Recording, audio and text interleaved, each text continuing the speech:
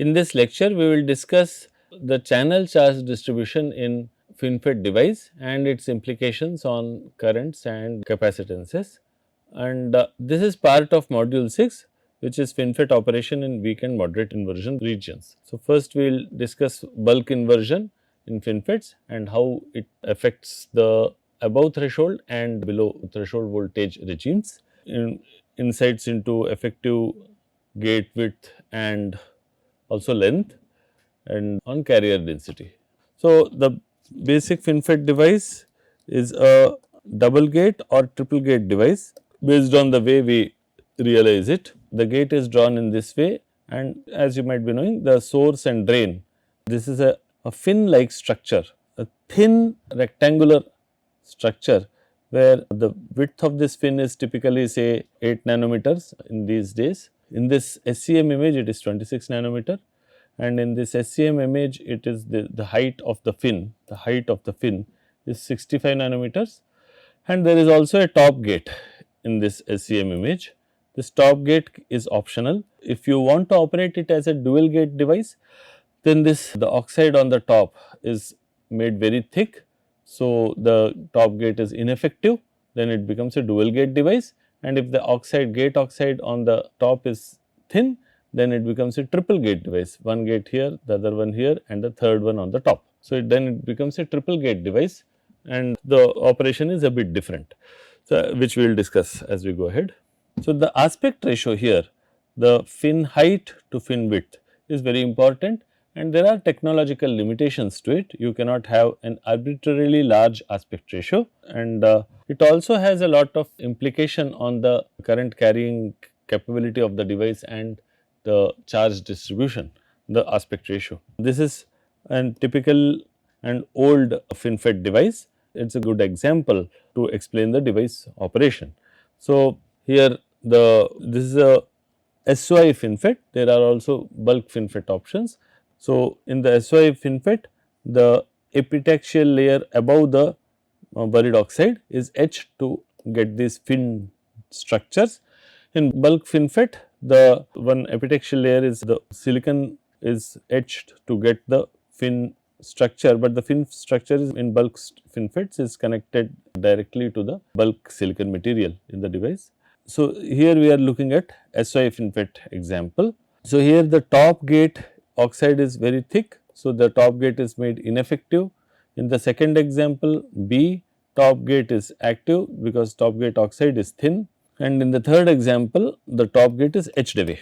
So, what you observe is that with the top gate the increase in current with VGS is very little. Initially it is almost the same, and then with the top gate there is a little increase in current, but it is very small percentage, around not even 10%. So, as we had said, the height of the fin cannot be arbitrarily large when compared with width. So, this height to width ratio is called aspect ratio RF.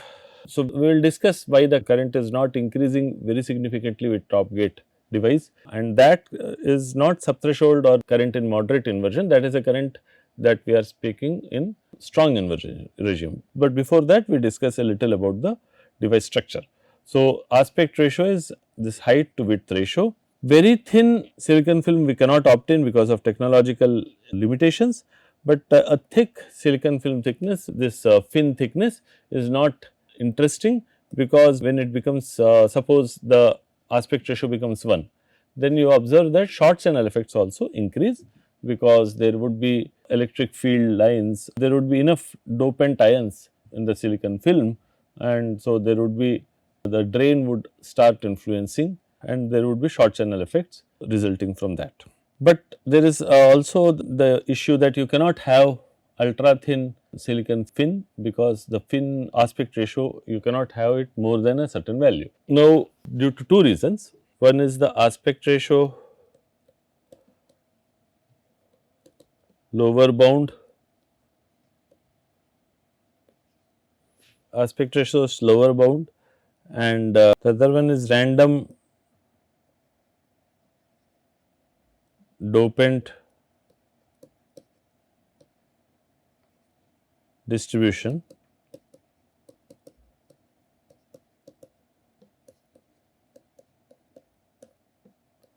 Because of these two reasons, almost undoped silicon fin is popular. So, because of the aspect ratio's lower bound, if you have dopant density somewhat higher in the silicon film, there would be depletion caused also because of the drain voltage, and that increases the short channel effects, and so that you want to avoid.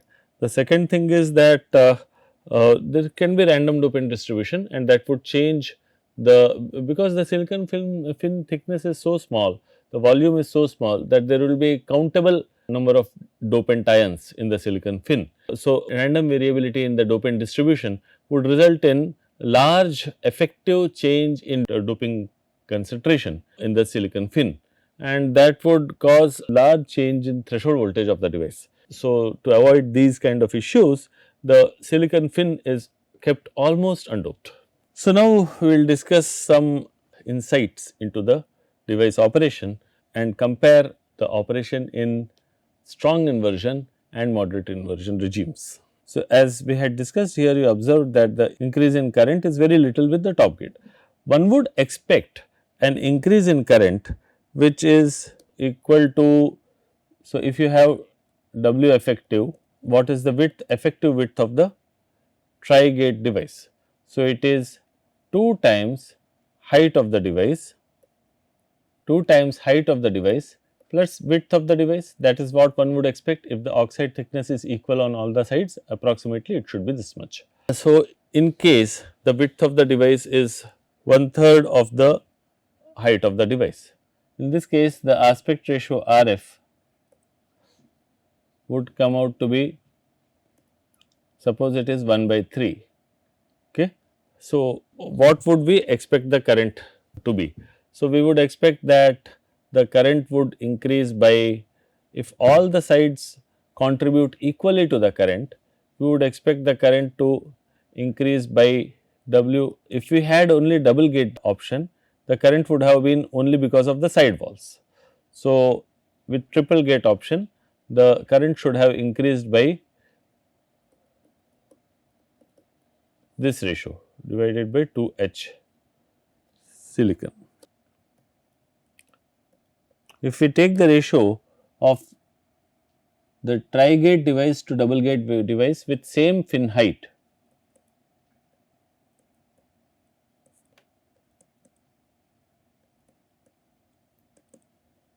expected current ratio, then this would be 1/6 plus 1. So, that is around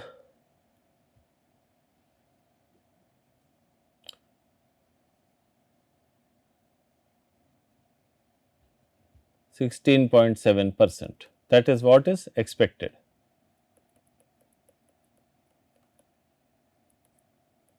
So, this is the expected increase in current, but the increase is seen to be very small. Likewise, the threshold voltage is also seen to be increasing by a very small amount for the tri-gate device by the authors of this paper. So, because of the third gate, the current should have increased by 16.7% and the increase in threshold voltage is very little. So, this small increase in threshold voltage cannot have reduced the current, but the increase in current for the third gate option is around, one can see it is less than 10%, around 5%. So, if it is only around 5%, this increase in threshold voltage cannot explain the small increase. So, you expected an increase of around 17%, but the increase is around only 5%. What could be the reason? Likewise, here you can see that with reducing aspect ratio, the expected increase with this is this much, but the actual increase in simulations, device simulations, comes out to be much smaller. So, what could be the reason? So, if you observe the potential along the fin, if this is the fin, this is buried oxide layer,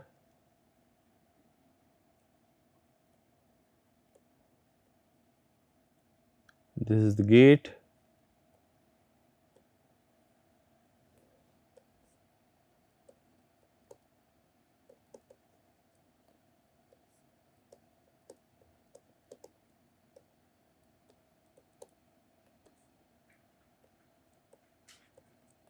So, you are looking at the potential drop along this, either here or at the top, like that. So, that potential drop at the top is looking like this. So, when you apply the gate voltage and it is in strong inversion. So, this is for the double gate device and this is for the double gate device with thick oxide at the top, okay. That is effectively it is a double gate device. This is for the triple gate device with thin oxide at the top. So, what you observe is that at the top here the inversion charges are much larger in the triple gate device. So, there is surface inversion here and also with the triple gate you would have vertical electric field lines would also be present. So, likewise if you again look at this the potential plot along this line A prime, then you observe that for the triple gate device there is good amount of surface inversion.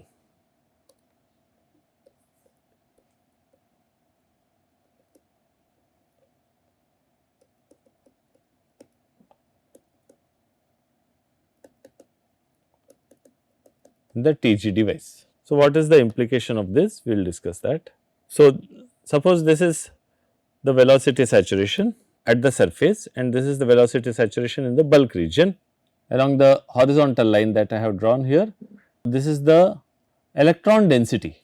So, the electron density of the top gate device is as shown and this is for the at the top, but for the device with thick gate oxide. So, it is effectively a double gate device. So, what we observe is that there is a strong surface inversion for the triple gate device.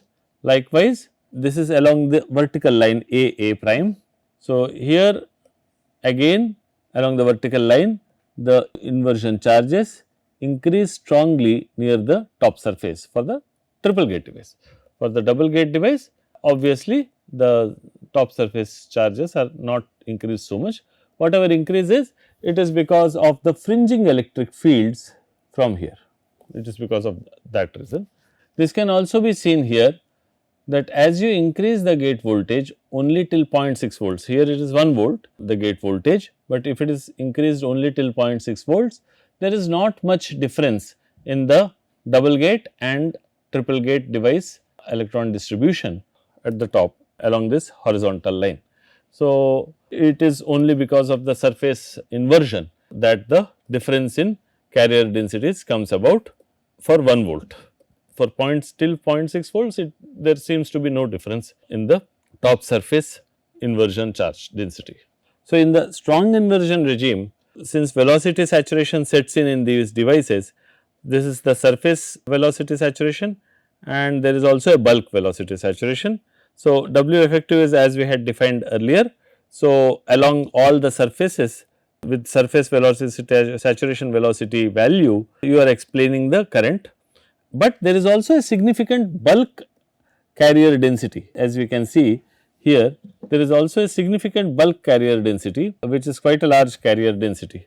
If you can see here, this is along the middle line A prime, the bulk carrier density is quite significant and that also if QIB is the bulk carrier density per unit area looking along this line. So, in that case the current would be given by this. So, this is the bulk saturation velocity and you multiply it with height and then with the saturation velocity. So, that gives you the bulk current in due to the bulk charge. So, now this expression can be simplified to this, because for the double gate case, because W effective HSI by W effective now W effective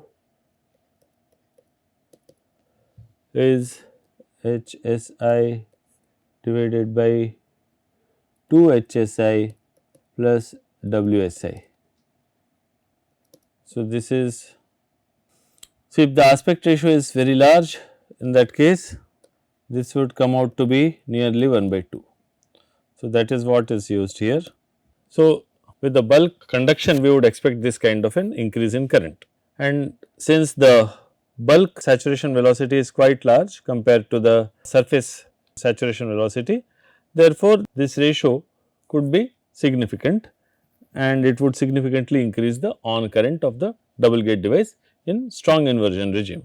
What about weak inversion regime or moderate inversion regime? So, in moderate inversion regime we are seeing that the top gate, so tri gate and double gate devices have similar electron density at the top and the electron density is almost constant throughout. That is because there are very few dopant ions and in strong inversion regime, because the large number of electrons get attracted towards the silicon dioxide interface along the fin.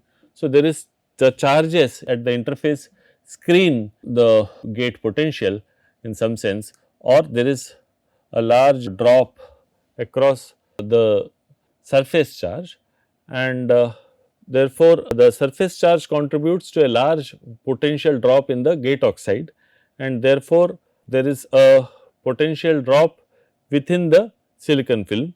So, as you increase the gate voltage you observe a more the potential at the mid of the silicon fin is smaller than that you find at the edges and therefore, there is a difference in the electron density at the edges and in the middle.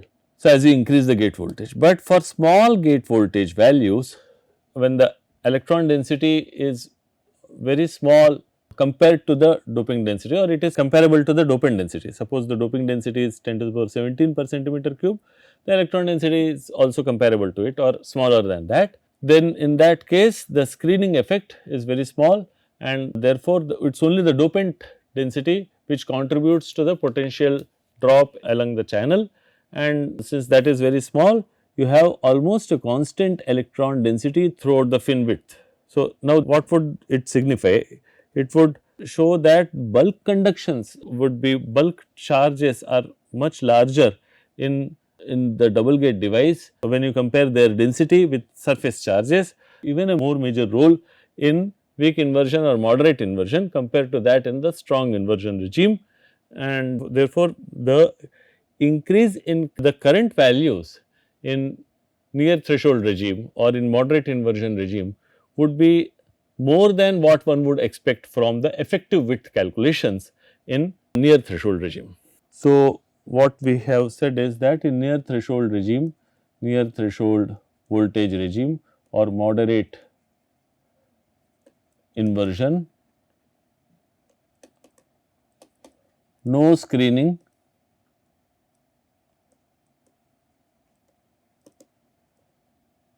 effectively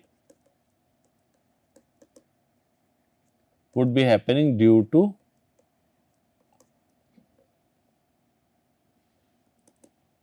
inversion electrons.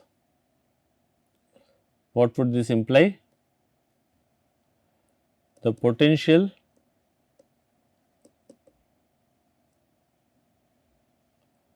or electron density along the fin width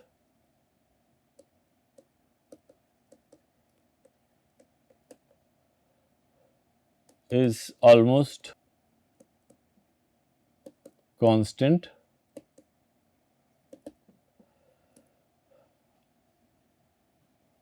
double gate device current would be larger than what you would expect from only W effective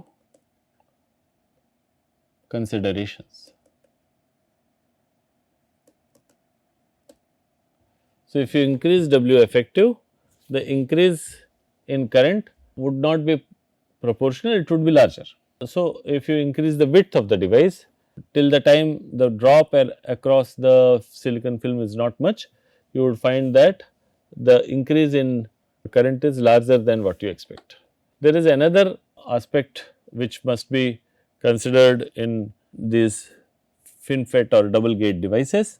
There is this source and drain extension region. So, the fin is here and you are looking from the top, and there are this source and drain extension region and source and drain pads, as one can see. So, when you increase the gate voltage keeping the drain and source voltage 0, you observe that these are the extension regions and this is the main channel. So, in the main channel the electron density increases.